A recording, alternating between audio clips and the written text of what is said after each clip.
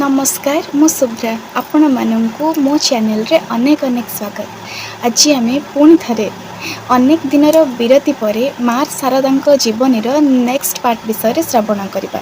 माँ शारदा जीवन में आम श्रवण करते किपरि भाव श्री रामकृष्ण माँ शारदा को निजर स्त्री अपेक्षा माँ सम्मान दौले एवं किपरि भाव माँ शारदा श्री रामकृष्ण को निजर भगवान बोली मन करुले। तेबे कामरपुकुर रे श्री माँ कृच्छ साधन दिनातिपात करुवा जानीपारी भक्तगण तांको कलिकता को आनी गंगा कूलस्थ बेलुड़ और भुसुड़ी प्रभृति स्थान में घर भड़ा कर रहिबार व्यवस्था कले।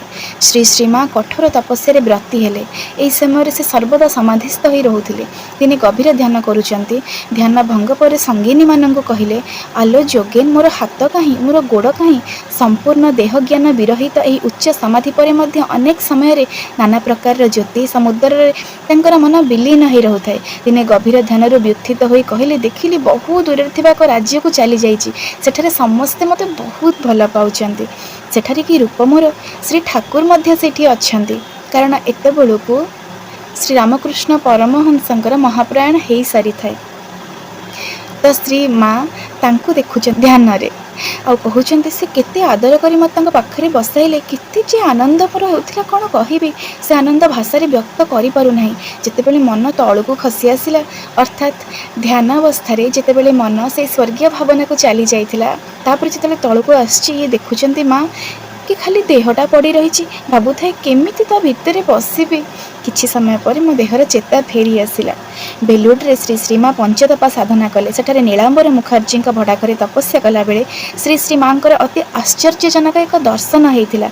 उद्यान गृह सम्मुखें गंगा प्रवाहित। श्री श्री माँ देखिले श्री ठाकुरजी अर्थात श्री रामकृष्ण परमहंस पहाच दे नदी को ओह्लाइले और तत्क्षणात देह गंगा जल समाहित हो गला। श्री रामकृष्ण और गंगा एक हो गले। एने स्वामी विवेकानंद जय रामकृष्ण कही कही गंगा जल अंजुला अंजुला करी अगणित नरनारी मस्तक छिंचिबा लगिले एवं से ब्रह्मबारी स्पर्श समस्ते मुक्त होगा लगिले। यही दिव्य दर्शन श्री श्री माँ मनरे एपरी गभीर रेखापात करथिला जे से केते दिन जाए गंगारे प्रवेश करी अवगाहन करि पारिले नाही। भाविले एवं कहिले यह श्री ठाकुरंकर देह एथिरे पाद किपरि रखिबे। एहीपरि भाव में विभिन्न स्थान में दीर्घकाल तपस्यारत रहिबा परे श्री श्री माँ अंतर में श्री जगन्नाथ महाप्रभु को दर्शन करिबार दुर्बार आकर्षण अनुभूत है। भक्त माने तांकर इच्छा जानिपारी श्री जगन्नाथ धाम को तीर्थयात्रा करने आयोजन करिबारे लागिले। श्री जगन्नाथ क्षेत्रर आध्यात्मिक परिवेश को श्री श्री माँ एते उच्च भावोद्दीपक बोली मन करुथिले जे से सर्वमोट 3-4 थर श्रीक्षेत्र को आसीथिले एवं पुरी क्षेत्र अंतर्गत साक्षी गोपाल भुवनेश्वर उदयगिरी खंडगिरी प्रभृति दर्शन करथिले। आ श्रीक्षेत्र को जीवा पथरे कटक बालेश्वर भद्रक और कोठार रे बास करथिले।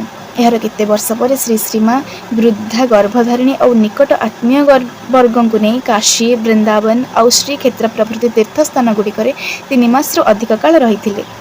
से कहते काहारी ऋण रखा उचित नुहे। माँ प्रति समस्त कर्तव्य अच्छी। श्री श्री माँ पितृ ऋण मातृ ऋण देव ऋण आत्मीय स्वजन प्रतिवेशी भक्त प्रभृति समस्त ऋण परिशोध कर जोटा कि आम साधारण मनुष्य मान पक्षर असंभव कहले चले। समस्त प्रति कर्तव्य पालन करी से समाजबद्ध मानव सम्मुखें गार्हस्थ्य धर्म एक नूतन आदर्श रखी जाइछन्ति। आदर्श कन्या आदर्श भग्नी आदर्श जाया आदर्श प्रतिवेशिनी रूपे माता और गुरु रूपे एवं दया करुणा सेवा सांत्वना रूपे स्नेह ममता भक्ति मुक्ति और क्षमा रूपे जगत श्री शारदा देवी को यही जुगरे पाई अछि। जितेबले आमे कहूचे जे माँ शारदा स्वयं माँ महालक्ष्मी रूप थे तेबे मातृत्व भाव और सबुथिरे श्रेष्ठत्व भाव तो रहिबो निश्चित भाव में।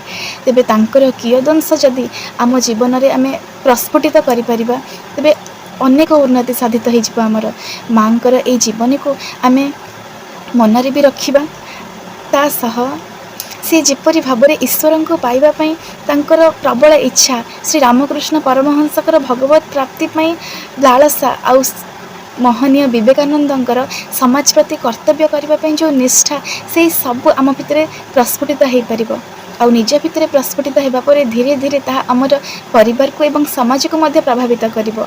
तेबे जिते भी पारिबा भल लोक मानकर जीवनी पढ़िबा सह ସବୁ ପ୍ରକାର ଭଲ କଣ୍ଟେଣ୍ଟ ହିଁ ଆମେ ଗ୍ରହଣ କରିବା, ଯାହାଫଳରେ ଆମ ମୁଣ୍ଡରେ ସବୁ ପ୍ରକାର ଥିବା ଅଳିଆ ଦୂରୀଭୂତ ହୋଇଯିବ। କେବଳ ଆଉ କେବଳ ଭଲ ଚିନ୍ତା, ଭଲ କଥା ହିଁ ଆମ ଭିତରେ ପରିପୂର୍ଣ୍ଣ ହୋଇ ରହିବ।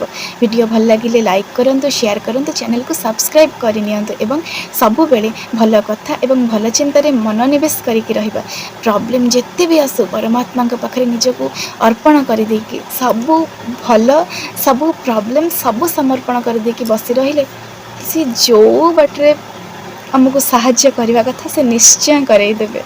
ଜୟ ଜଗନ୍ନାଥ।